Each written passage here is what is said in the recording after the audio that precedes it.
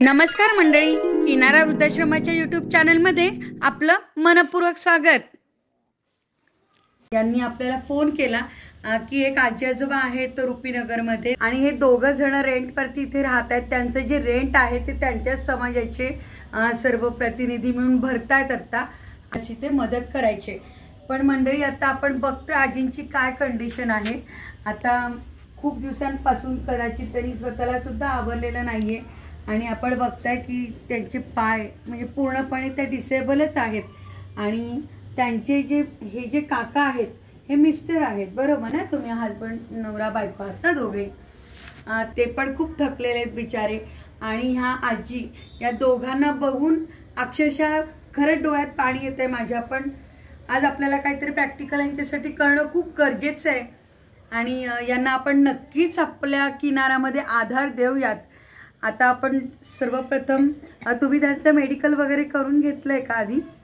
नाही, यांचं जेव्हा ते पडलेलं त्यानंतर ते डॉक्टरांकडे जाऊन आले. बरं. बट ते त्यांचं जी कंडिशन आहे, हेल्थ कंडिशन आहे, त्याच्यामध्ये त्यांचं ऑपरेशन नाही होऊ शकत आणि त्यांना म्हणले की तुम्ही फक्त काळजी घ्या, या पद्धतीने सांभाळा त्यांना, असं बोलले. बरं बरं. म्हणजे ऑपरेशन वगैरे काही होऊ नाही शकत आहे तुमचं? आहेत ना रिपोर्ट वगैरे? पाय तुटलाय ना. हा तुटलाय का पाय? मेन म्हणजे काय, खुब्यातनं तुटलाय. हो का? त्याच्यामुळे त्याला काही होऊ आणि नाही. घशाचा प्रॉब्लेम आहे, घेतच येत नाही. हो का?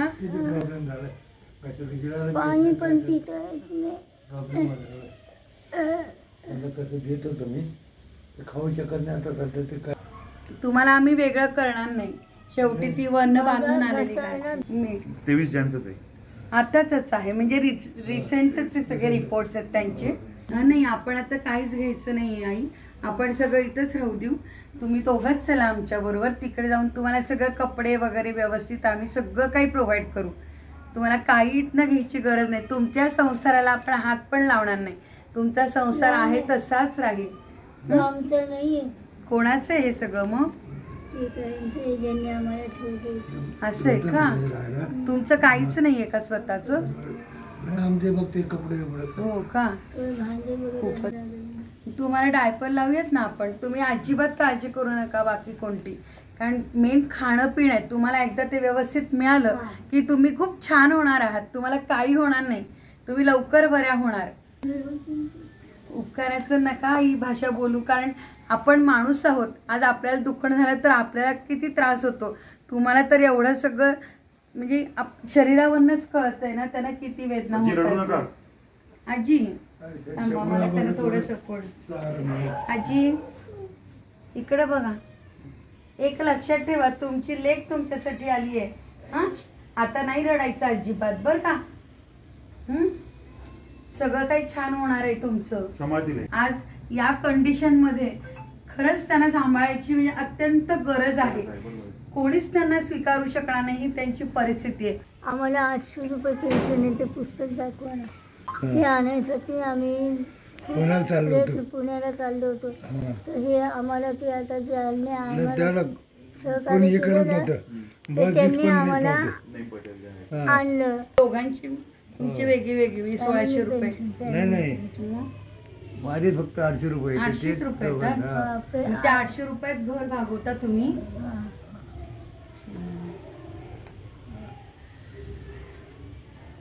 म्हणजे लॉकडाऊन पासून तुम्ही इथेच आहात. त्यांनी मदत केली तुम्हाला आणि तुम्ही इथेच राहिलात, बरोबर ना?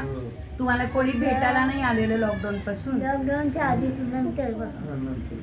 लॉकडाऊन संपल्यानंतर तुम्ही आलात इथे.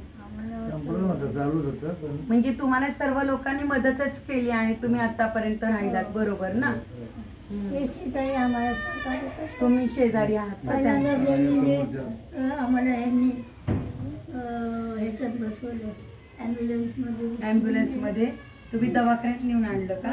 सहकार्य केलेलं चांगले शेजारी आहे. हो ना?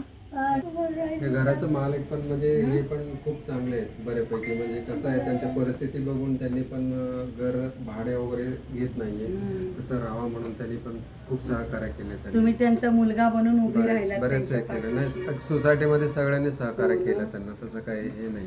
अक्षरशः नुसती हाडं उरली आहेत. त्यांनी आता सुद्धा वडापावच आणून त्यांचं जेवण म्हणजेच वडापाव.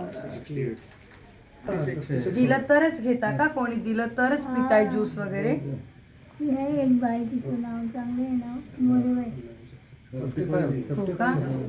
तुम्ही पूर्णपणे दुसऱ्यांवरतीच अवलंबून आहात म्हणजे, नाही का? पण ह्या देव माणसाने लॉकडाऊन पासून त्या आजी आजोबांचं संगोपन केलंय म्हणजे.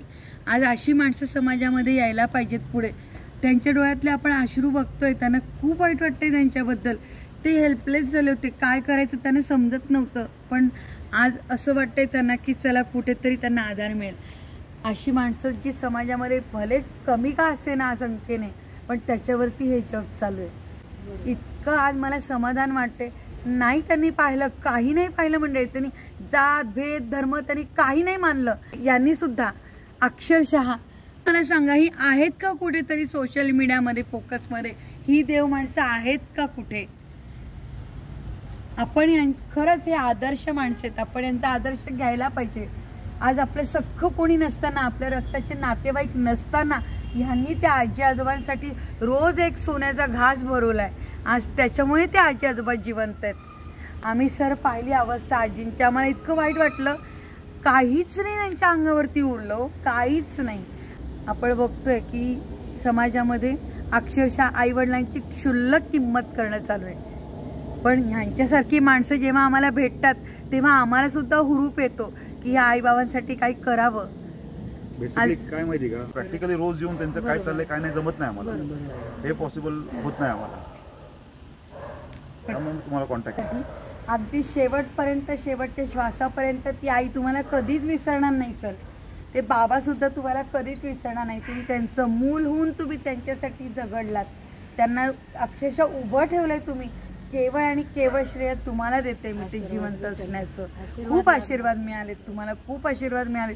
तुम्ही किती आतून, आत्ता जवळजवळ 12:30 पाऊण वाजलाय रात्रीचा मंडळी, पण तरी सुद्धा ही तिघही जण त्या आजी आजोबांसाठी इथं आलेले आहेत. आपण पोलिसांशी संपर्क केलेला आहे. पोलिसांनी सांगितले की तुम्ही आत्ता त्यांना नेऊ नका, तुम्ही त्यांना सकाळी न्या, पंचनामा आपण करूयात, सर्वांचं स्टेटमेंट घेऊन आपण त्यांना शिफ्ट करू. पण आम्ही ताबडतोब यांचा फोन आल्या आल्या आम्हाला सुद्धा थांबवलं गेलं नाही. त्यामुळे आम्ही इथे आलो आणि आम्ही ही परिस्थिती पाहिली.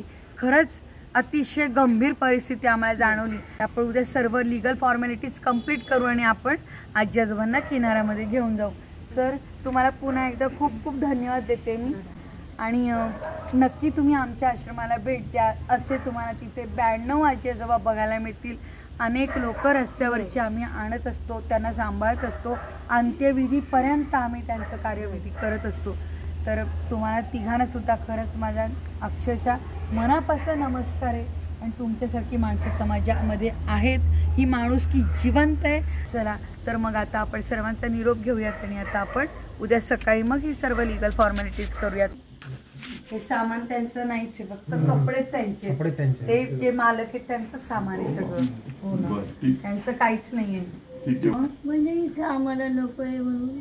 अच्छा अच्छा अच्छा, ते आम्हाला इथं राहायचं नाही, आम्हाला कुठेतरी सोय करा. तुम्ही पोलिसांना सांगणार होत्या का की आम्हाला वृद्धाश्रमामध्ये पाठवा? अच्छा, म्हणजे उलट त्यांची स्वतःची इच्छा आश्रमाची. आत्महत्या करणार होत्या? कशासाठी? 3 दिवस किती दिवस झाले माहिती का, पोटात काय नाही, काय खावत नाही. आता दारू ते थोडं प्यायला देत सुद्धा व्हायला कशात त्रास होता.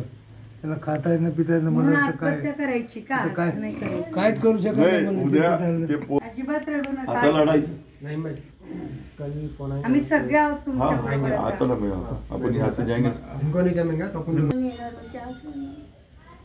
पोलीसच आश्रमात नेणार होते त्यांना.